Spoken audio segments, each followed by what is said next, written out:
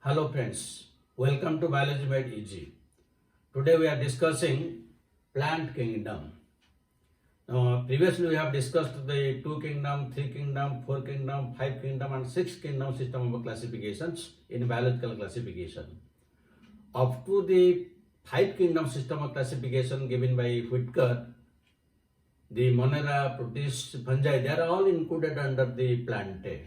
But only after the 5 kingdom system of classification, the actual plants were separated from the Monera, protists and fungi.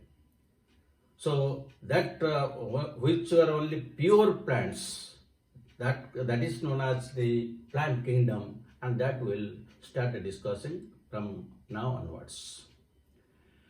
Now, what is this? What are the characteristics of this plant kingdom? So the number one is they are all eukaryotic, because this is the very important thing, and they are usually autotrophic. Autotrophic because they are green in color, they contain chloroplast, they are photosynthetic. That is why they are autotrophic in nature. Though we will find some plants are insectivorous, like the pitcher plant, the Venus flytrap, bladderwort. These are some of the insectivorous plants. While still some plants are there, they are parasites. And one of the example of parasitic plant is Cuscuta. So with these few exceptions, the most of the plants, they are autotrophic, they are green in color. Now in organization, they are completely, their cellular structure, cellular organization is completely eukaryotic. That means they have the two nucleus, all the membrane and organelles are there. That is the meaning of the cellular organization, is completely eukaryotic. The cell wall is made up of cellulose, and the plastids, they are very prominent. The plastids are very prominent with different types of pigments like chlorophyll, chlorophyll A, chlorophyll B, chlorophyll C, chlorophyll D, then the carotenoids, and also the phycobilins. These are the different types of pigments. But out of this, some are present in some plant, some are not present in other plants. That we will discuss while discussing the individual plant. But these are the different types of plastids present in different groups. Now once the plant kingdom is separated from the rest, which plants are coming under this? Now usually the algae, bryophytes, pteridophytes, gymnosperms and angiosperms. These are coming under the plant kingdom, while the blue-green algae, that is separated, that is put in under Monera. So we'll discuss one by one. But again, another important thing here we have to discuss before going to the details is, in this, in the members of the plant kingdom, we'll find that there are two phases in the life cycle. One is the sporophytic phase, which is diploid 2N, and another is gametophytic phase. This is haploid or A. And in the life cycle of all these plants, the algae, bryophyte, pteridophyte, gymnosperm, angiosperm, these two alternate with each other, which is known as alternation of generations. Alternation of generations. Suppose the first plant is sporophyte, then the sporophyte will produce sporangium. This sporangium will produce spores, and here there will be meiosis. Now these spores are haploid. Now these spores will germinate to give rise to gametophytic plant body. Gametophytic plant body, and the gametophytic plant body is haploid again. Then this gametophyte plant body will give rise to male and female sex organs. The male and female sex organ, because they are different, that is why I am writing male sex organ and female sex organ, because their names are different in different groups, and female sex organ. Then they will produce the gametes. It will produce male gamete, and this will produce a female gamete, and then they will fuse together, and they will fuse together to give rise to zygote, and then zygote will give rise to sporophyte. So in this way, this sporophyte gives rise to gametophyte, the gametophyte gives rise to sporophyte. In the sporophyte, the reproduction takes place by means of spores, while in the gametophyte, the reproduction takes place by means of producing the sex organ, male and female sex organs. So in this way, they alternate with each other. But whether the haploid stage is dominant or the diploid stage is dominant, or both are equally represented, accordingly, we will get different types of life cycles, like haplontic life cycle,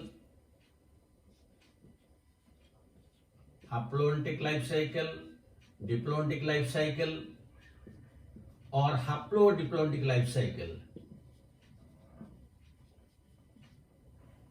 But what are the details of this with examples, that we will discuss in a separate video, because here just I am giving an idea, otherwise you cannot understand while we will discuss the details.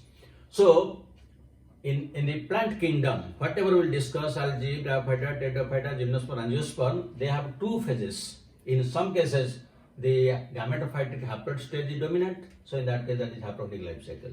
In some cases, the diploid stage is dominant, that is known as diplontic life cycle. And in some cases, both are equally represented, that is known as haplodiplontic life cycle. And this way the life cycle continues. Then the other aspect of this plant kingdom is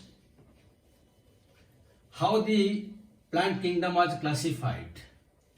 Because in the 2, 3, 4, 5, 6, all kingdom system classification, they were classified on different criteria. But how the only plants are classified, that the details were not discussed. So we'll have a brief discussion here. The plants were classified artificially, naturally, and also the phylogenetic method of classification. Now if we discuss the artificial system of classification. So artificial system means it is artificial. There is no naturality. So here the habit, color, form of leaves were taken into account. As a result, the plants which are closely related, they are put apart, while the plants having no relations, they are put together. And one of the example you can take that of the Carolus lineus. So Linnaeus classified these plants into 24 classes, and simply basing upon the number of the stamens and carpels, like monandria, diandria, monocarpelli, bicarpelli, like that, depending upon. So plants having close relations were put apart. So this is again he gave importance only on the vegetative characters. The vegetative character was given importance, but the sexual characters were not taken into account. But you know, the vegetative characters are subjected to mutation. They can undergo frequent changes, while the sex organs, the flowers, they will never undergo frequent changes. So taking the sexual characters is more important than this. So it is not, though it continued for several years, 70, 80 years, but at present it is not accepted. Then come to the second system, that is natural system of classification. In natural system of classification,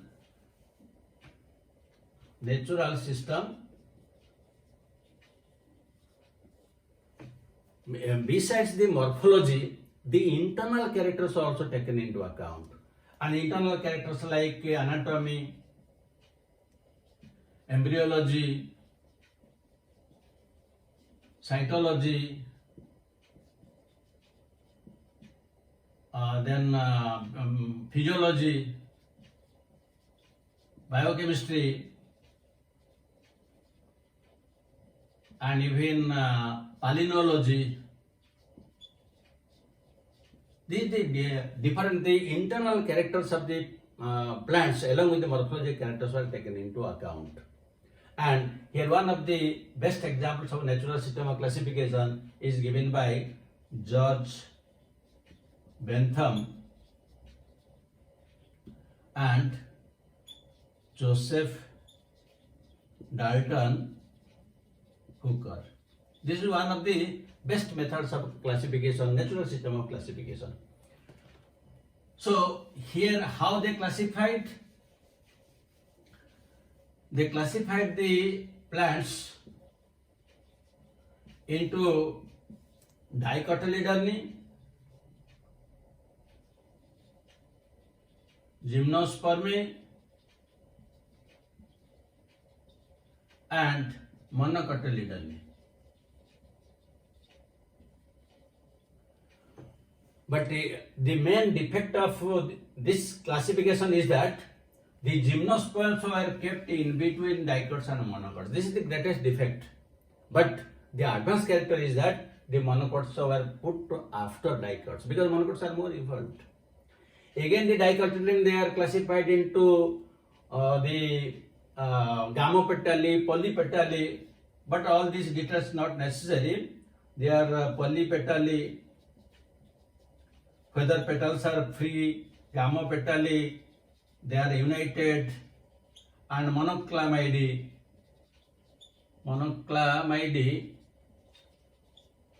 when there is completely fused, that is the perianth is present. There is a distinct petals are not there.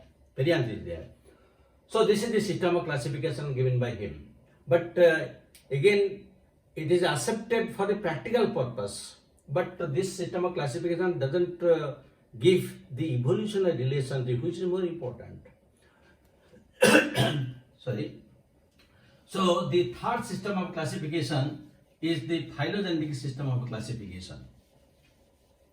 So in phylogenetic system of classification, the evolutionary characters were taken, and also here the cytotaxonomy. So cytotaxonomy means the internal characters of the cell that were taken. Then the phytochemistry, or we can tell chemotaxonomy.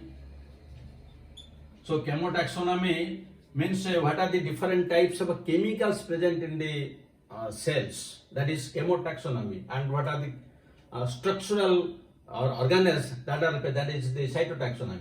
And another very important is numerical taxonomy. So this numerical taxonomy means whatever characters were present in the plants, they are numbered as 1, 2, 3, 4 like that. All the characters. And all the data were fed in a computer and were studied. What is the relationship between them? How many characters resemble with which type of a plant? So for this they also took the help of fossils. Because from the fossils, the ancestors, which are the ancestors that can be easily studied. So when some plants they resemble each other, with which type of ancestor they resemble, all those things can be studied in the phylogenetic system of classification. And under this system of classification, one of the system of classification is that of given by Engler and Prandtl. So here they divided the plants into gymnosperms and angiosperms. Then the angiosperms were divided into monocots or monocotyledony and dicotyledony. Now here you see what is the defect. The monocots are put before dicots. This is the greatest disadvantage.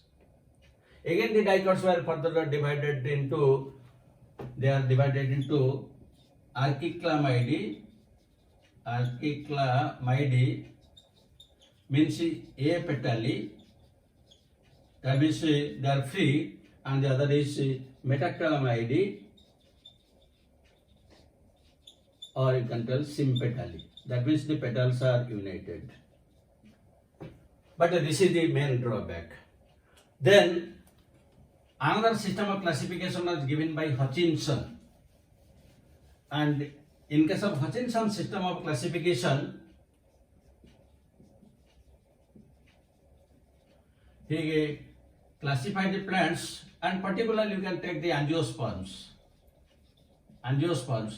The angiosperms are classified first into dicots and then the monocots.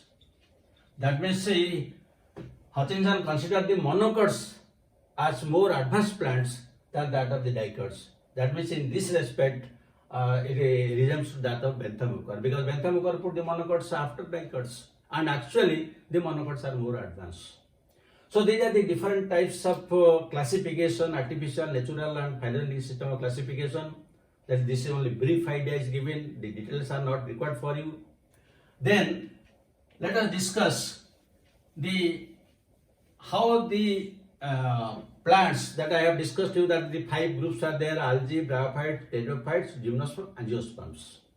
On what basis they are classified? That we will discuss. Now, one type is the plant kingdom is divided into cryptogammae and phanerogammae. On what basis it is classified? Crypto means hidden, gamma means marriage. That means here the marriage is hidden. Why? Because in plants the reproduction takes place by means of flowers. Here flowers are not there. So that is it is hidden. They without flowers they reproduce. That is why it is known as hidden marriage, because flowers are. That means otherwise you can tell that the cryptogammae they are flowerless plants. And when flowers are not there, naturally the seeds and fruits are not there. Now phanerogams. Now phanerogams means phanero. Phanero means it is open, and gamma means marriage. That means open marriage. Why open marriage? Because the flowers are there and we can see them. So these are the flowering plants. Now the cryptogams are further divided into thallophyta, under which the algae is coming, then bryophyta, under the bryophyta the mosses, liverworts, they are coming under this, and then this is pteridophyta, under which the ferns are included. So we will discuss algae, we will discuss bryophytes, we will discuss the pteridophytes. Similarly, the phanerogams they are divided into gymnosperms and angiosperms. On what basis they are classified? Because in all this the flowers are present. So flowers there means the seeds are also present. But here gymno means naked, sperma means a seed. That means here the seeds are naked, they are not covered by fruit. That means in gymnosperm seeds are present but not fruits. While angiosperm means enclosed, sperma means a seed. That means seed is enclosed by what? Fruit. That means here the seeds are present but not fruits. But here both seeds and fruits are present, and seeds are enclosed by fruits. And again the angiosperms are divided into dicots and monocots. The angiosperms they are further divided into dicots and monocots. And monocots are put in the last. So the angiosperms they are further classified into dicots and monocots. So this is one system of classification, but at present, though we have a now clear understanding about how the plant kingdom is classified, but I'll give another modern system of classification where we can have more idea about the characters. So here the plant kingdom is divided into algae and embryophyta. And what is the basis? Basis is here the basis is presence of embryo. That is, in the entire plant kingdom, only algae has no embryo, and in all other is the embryo is present. So on that basis it is separated. Now next, the embryophyta is divided into bryophyta and tracheophyta. So here, what is the basis? The basis is here the basis presence of trachea. Trachea means vascular bundles. So depending upon whether vascular bundles are present or not, they are classified into bryophyta and pteridophyta. That means in bryophyta there is no vascular bundles, but in others there is vascular bundles, xylem and phloem. Now further, the tracheophyta is divided into pteridophyta and sporophyta. So here what is the basis? Basis is seed production. That means though both pteridophyta and sporophyta, they have trachea, they have vascular bundles, but pteridophyta have no seeds. They are vascular, but no seeds. While in the sporophyta, sporma means seed, phyta means plant. So these are the seed-bearing plants. So on this basis they are separated. Now the sporophyta is further divided into gymnosperms and angiosperms. So here already I have told you, gymno means naked and sperma means seed. So these are naked seeded. That means seeds are open, they are not covered by fruit. While here angiosperms, these are the seed is enclosed by fruit. And again the angiosperms are divided into dicots and monocots. So this is one of the latest system of classification, depending upon whether the embryo is present or not, whether vascular bundles are present or not, whether seeds are present or not. And here the basis is the fruit formation. So on this, the basis of these 4 points, embryo, vascular bundle, and the seeds and fruits, the entire plant kingdom is classified. So now you see, now algae is included, bryophyta is included, pteridophyta included, gymnosperm included, and angiosperm, because these are the 5 groups that are included in the present day plant kingdom. So here again I will tell you just briefly. In algae and bryophyta, the main plant body is haploid and gametophytic, and here sporophyte is completely absent except the zygote. Here sporophyte is present, but that is not independent. In pteridophytes, the first plant is sporophyte, then the gametophyte will develop, but both are equally represented. While in gymnosperms and angiosperms, the main plant body is sporophyte and gametophyte, it depends upon the sporophyte. So how all these things are taking place, we'll discuss in the life cycle pattern, and when we discuss in the individual, we'll discuss them in detail. But remember, the sporophyte is always diploid, 2N, and the sporophytes have stem, root, leaves. The gametophytes are always haploid, they reproduce sexually, they don't have stem, root, leaf, all those things are not there. So with this, Now this the preliminary idea about the plant kingdom is complete, and let us discuss questions.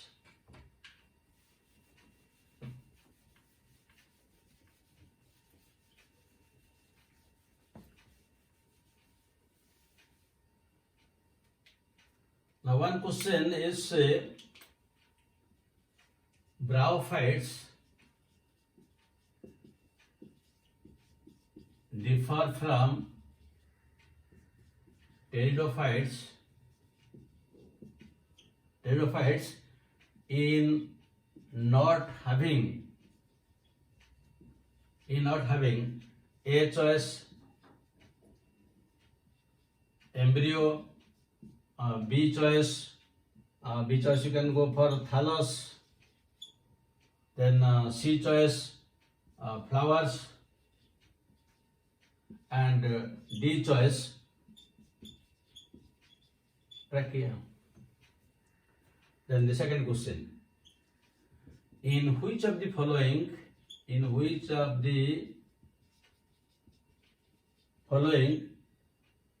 the gametophyte stage is dominant?